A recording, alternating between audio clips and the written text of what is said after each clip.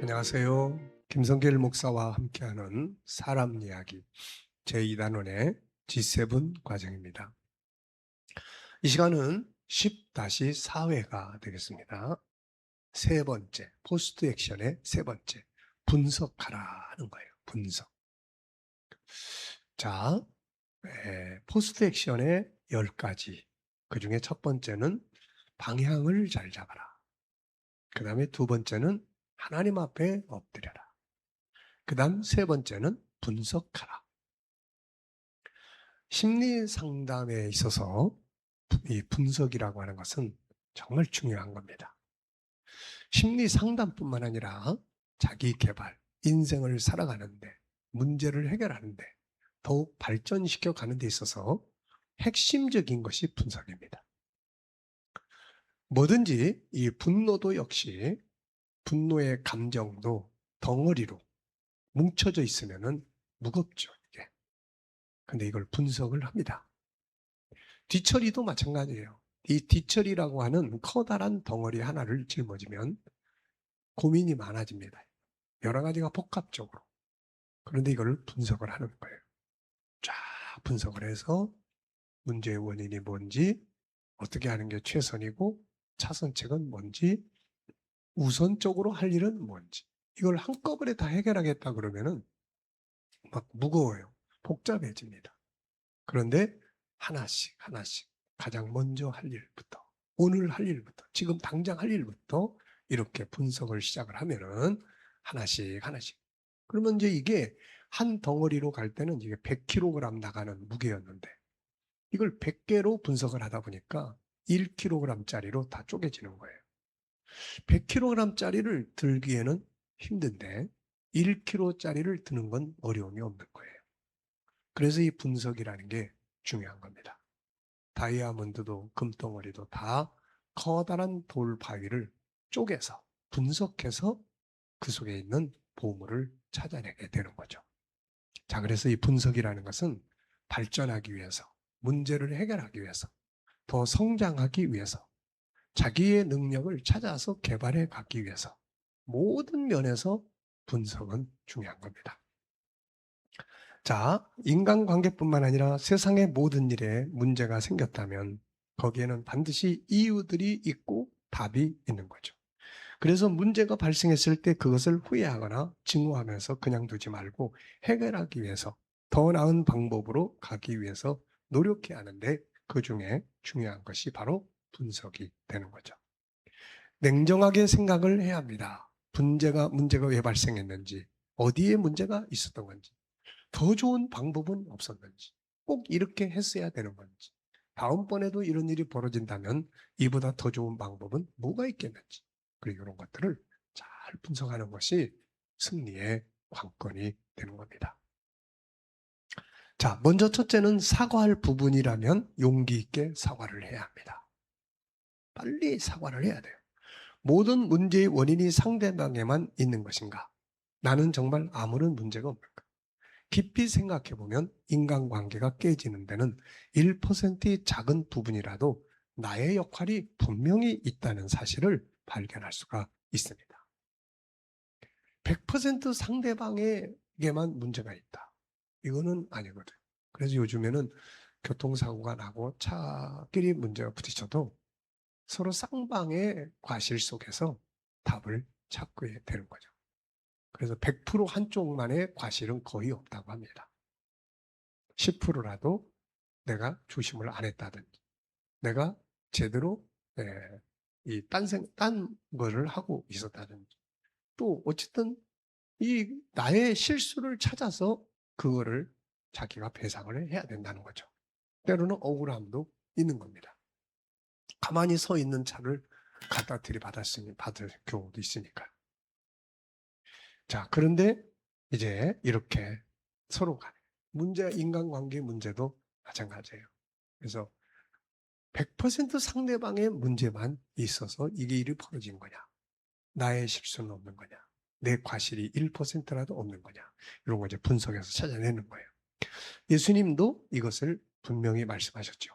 마태복음 7장 3절 이하를 보면 어찌하여 형제의 눈 속에 있는 티는 보고 내 눈 속에 있는 들보는 깨닫지 못하느냐. 보라 내 눈 속에 들보가 있는데 어찌하여 형제에게 말하기를 나로 내 눈 속에 있는 티를 빼게 하라 하겠느냐. 외식하는 자여 먼저 내 눈 속에서 들보를 빼라. 그 후에야 밝히 보고 형제의 눈 속에서 티를 빼리라. 자, 그래서 나의 허물이 1%가 됐든 물론 99%가 훨씬 크지요. 그렇지만 1%라도 발견이 되면 내가 먼저 1%에 대해서 빨리 사과를 하는 게 좋다는 겁니다. 신속하게 자기 잘못을 사과하는 거죠. 주님은 이 문제에 대해서 이렇게 말씀하셨어요. 마태복음 5장 23절부터 보면 그러므로 예물을 제단에 드리려다가 거기서 내 형제에게 원망 들을 만한 일이 있는 것이 생각나거든. 예물을 제단 앞에 두고 먼저 가서 형제와 화목하고 그 후에 와서 예물을 드리라. 너를 고발하는 자와 함께 길에 있을 때 급히 사와라. 그 고발하는 자가 너를 재판관에게 내어주고 재판관이 옥리에게 내어주어 옥에 가둘까 위험하라. 진실로 내게 이르노니 네가 한 푼이라도 남김이 없이 다 갚기 전에는 결코 거기서 나오지 못하리라. 여기 보면은 예물을 드리려고 하다가 형제에게 원망 들을 만이 딱 떠오르면은 예물을 드리는 행동을 멈추고 빨리 가서 화해하고 와서 예물을 드리라는 거죠. 또 서로 고발하는 자와 함께 있다면 급히 사와라. 너무 여유 있게 가면 문제가 더 커져 버리기 때문에 그런 거죠. 그래서 우리가 어떤 상황 앞에서 내가 딱 이 부분은 내가 잘못한 것 같다. 그러면 빨리 연락해서 이 부분에 대해서는 내가 정말 죄송하게 생각합니다. 사과하는 거예요. 손해봐야 되면 조금 손해보는 거죠. 그러고 나면은 상대방도 아니에요. 내 잘못이 더 큽니다. 라고 나올 수가 있게 되고 빨리 회복이 될 수가 있게 되는 거죠. 근데 이걸 자꾸 미적미적해. 빨리 나 이 일 좀 하고 나서 내일 오늘 지나고 나서 내일 좀 그냥 다음번에 이렇게 가다가 흐지부지 하다가 아예 그냥 관계가 서먹서먹해지게 되고 이렇게 되는 경우가 많습니다. 성경의 인물 중에 아비가일 같은 사람, 이런 사람이 바로 급하게 아주 빠르게 지체하지 않고 행동을 한 사람이에요. 성경에는 요셉처럼 자기 안에 일어나는 분노를 다스린 사람도 있지만 다른 사람의 분노를 녹아내리게 해서 화를 면한 사람도 있는데 그중 한 사람이 바로 아비가일이라는 사람입니다.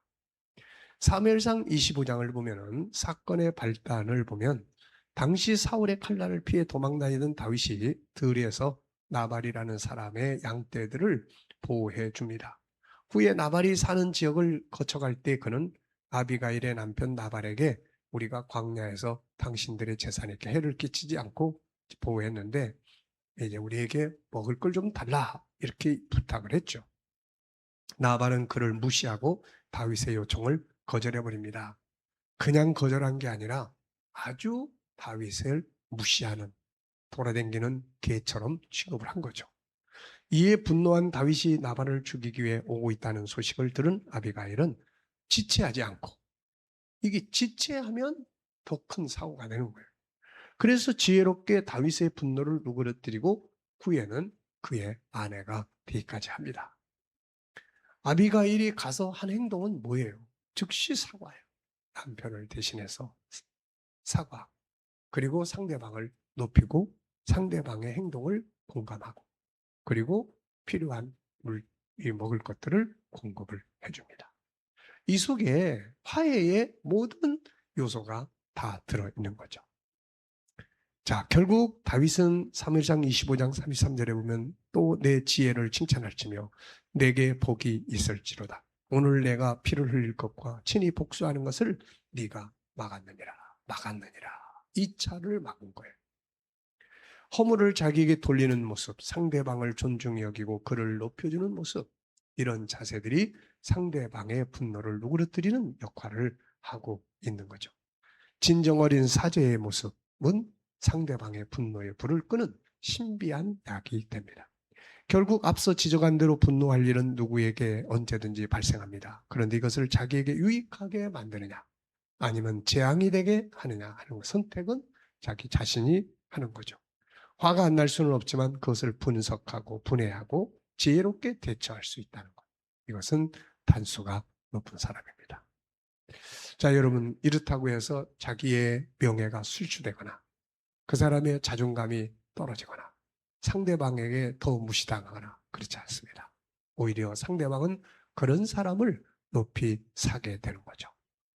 자, 이 시간 말씀은 여기까지 하고 마치겠습니다. 감사합니다.